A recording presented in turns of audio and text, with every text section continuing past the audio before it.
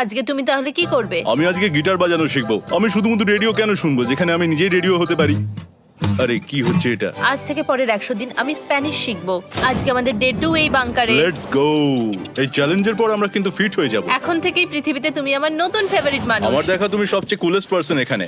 কি? আর চতুর্থ দিনে একজন অপরিচিতের সাথে থাকা কতটা কঠিন হতে পারে সেটা বোঝা গেল। একটা কথা বলতে চাই, আগের দিন রাতে তুমি খুব জোরে নাক ডাকছিলে, সরি।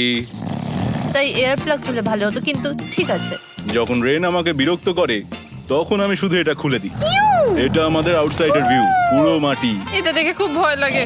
আরে আরে আরে, কিন্তু যেহেতু ওরা এখানে থাকার জন্য $5,00,000 পাবে, তাই ওরা নিজের সবটুকু দিয়ে চেষ্টা করতে লাগলো। আমি দুজনের জন্যই স্যালাড বানিয়েছি। আমি খুব বোর হচ্ছি।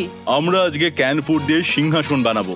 আমি হিউগো। আমি রেন, আর আর এটা এটা হচ্ছে হচ্ছে বাংকারের বাংকারের জীবন। ও নো। আর ডে 10 আসতেই আমি আমার স্পেশাল অফারটা ওদের কাছে নিয়ে এলাম।